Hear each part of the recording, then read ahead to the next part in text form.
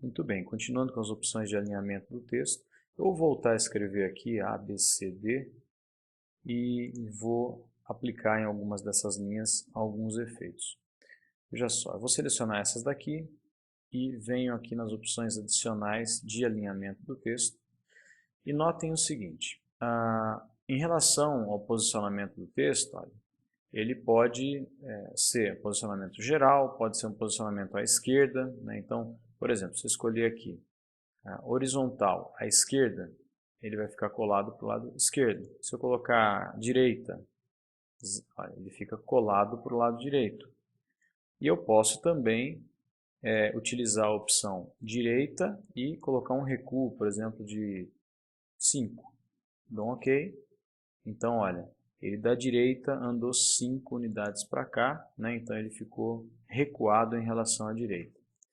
Bom, essas são algumas opções que podem ser utilizadas em relação à horizontal e em relação à vertical. Tá? Isso aqui nós vamos depois detalhar mais, o importante de você saber são os alinhamentos básicos, né, que você tem. Em relação à vertical, então você tem também a distribuição daquelas opções, né, em cima, no meio e embaixo, que são as básicas, depois a gente vê as outras. E vamos tratar de algumas outras opções aqui. Vocês já notaram que esse recuo que eu preencho aqui é a mesma coisa desse recuo que tem aqui. Só que aqui ele vai incrementando um valor fixo, né? E ali eu tenho que configurar para ele recuar o texto em relação a um lado, né? Certo, vamos então escrever alguma coisa aqui. Vamos colocar assim, isto é um teste. Então, notem que essa frase não cabe numa célula só, ela passa de uma célula. Então, eu posso, se eu quiser, ligar uma opção aqui chamada quebrar texto automaticamente. Quando eu faço isso, dou um OK, automaticamente ele joga o texto para a linha de baixo quando ele não cabe na célula. Ele só vai ajustando o texto conforme ele vai cabendo, tá? Então isso pode ser uma opção interessante de se ativar. Eu vou voltar a diminuir essa linha, porque eu vou marcar uma outra opção que nós temos aqui, que é esta, eu vou desmarcar aqui, quebra de texto, e vou marcar esta aqui, ó, reduzir para caber.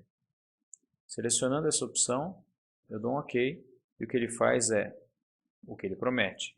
Ele reduz o texto para caber. Ele só vai aumentar o texto se o espaço disponível aumentar também. Então, essa também é uma opção que, em algumas situações, pode ser interessante. Mas são situações bem específicas, né? Eu acho que quebrar o texto em várias linhas geralmente fica mais interessante do que isso aqui. Um outro efeito importante é o efeito da rotação do texto. Notem que aqui nós escolhemos as rotações fixas, né? Só que nesta opção, notem que eu estou selecionando essa célula aqui, eu posso definir manualmente uma inclinação intermediária, né? Eu posso deixar numa inclinação bem diferente dos 45 graus que são padrões, dou um OK e o texto é apresentado dessa maneira, tá? Isso só é usado em situações muito específicas, mas é bom você saber, é mais um recurso que você tem para montar a sua planilha. Perfeito, gente? Então, com isso a gente já viu as principais opções de alinhamento de texto e de formatação do texto. Em seguida, nós vamos ver como é que são formatados os valores e outros recursos que vão ajudar vocês a ter um nível de conhecimento de Excel mais profissional. Tá joia? Um abraço.